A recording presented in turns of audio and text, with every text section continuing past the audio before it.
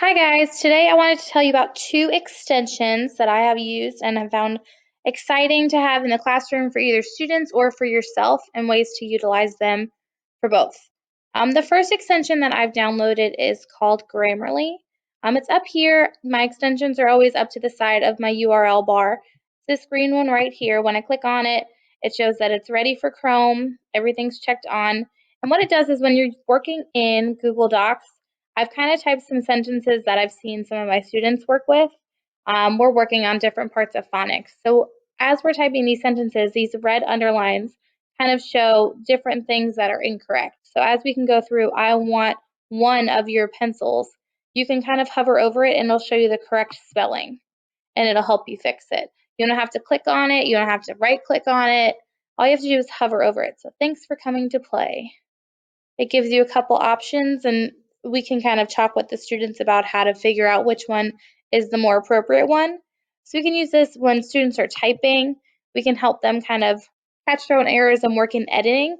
Also, this is a good tool for you to use when you're creating different activities for your students to help you kind of edit yourself. So I really liked this tool and I thought it has multiple ways that we can utilize it in the classroom for both students and teachers. Another interesting extension that I found that was different than a couple of the other ones I originally thought I would use is called, it is right here, it is called Earth View from Google Earth. So I downloaded my extension, and what it does is when you open a new tab,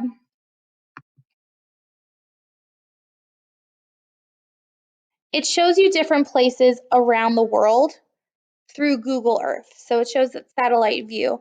So I've used this for the last couple days in my classroom as I just open up new tabs and I'm working on the Promethean board.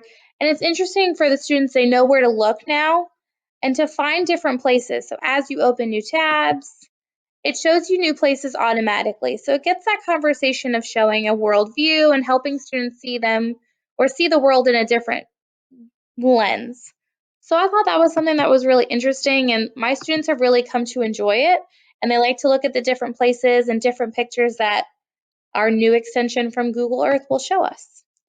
So those are just two extensions. There are tons and tons to search through, but those were two that I've started to utilize in my classroom and thought were very beneficial. So I hope you enjoyed. Alrighty, the next thing I want to talk to you about is add-ons for Google Docs. So I have my Google Doc open and I have a couple things typed. And the first add-on I want to talk to you about that I have downloaded is called Fun Text. So for me, I know I like to show a lot of personality in the things that I create, and I like to give my students a chance to have some creativity as well. So when I've typed something, all I have to do is highlight it, go into add-ons, fun text, and I have all of these different things to choose from. Lots of different choices. I have things I can do that sometimes are kind of out of the norm for what we expect in classrooms. I know for my students, we spend a lot of time on handwriting and letter formation, and this kind of gives them a chance to break out and do some things that are a little bit more fun or a little different. So this is something that I think students would love, I think with story writing and getting them to just kind of break through some of the things that we ask them to do and have a little bit more fun with the things that they're doing. I know a lot of my students right now are creating books and writing stories, so I think this could be a good way for them to showcase some of their different ideas and personalities and just their creativity when they're getting them ready to create.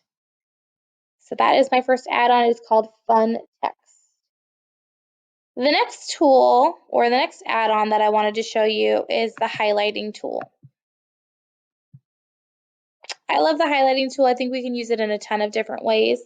The way that I want to show you, for example, is my students are working on verbs and verb tenses. So a way that we could use this, I could put up a Google Doc on their Canvas site, have them log on, and then identify using different colors what verbs are and what past tense verbs are. So for instance, I want to jump on the trampoline, you would just highlight and then click on the highlighter. Okay. I walked home from the bus stop. Now we know that that is a past tense verb. I like to go to highlighter library because my directions say that I would like to use a different color. I use blue. Lovely. Save. And now I can use blue. See, I want to swim. I love to swim in the pool. We can go back to the highlighter, to the library. I'm going to change that color back to purple. And highlight it. I rested after school. Same thing, go into the highlighter library. I can save different sets. But for now, and with my students, I'm just going to show them how to pick different colors to give them that freedom. Again, letting them choose their own, giving them that little bit of choice that I think will go a long way. And that is the highlighter tool. The last add-on that I think is probably the most powerful for students, especially thinking of writing, it's called MindMeister. So what you can do is just make a list of different tools or different things, any kinds of lists or items that you might want to do. And then you just go to MindMeister and you say insert as mind map. So as it's working, it'll come up with a mind map based on all of these items in your list, which I think is probably one of the most powerful that I've added on so far, and I think can have a very beneficial use for students as we move forward. I hope you enjoy these add-ons.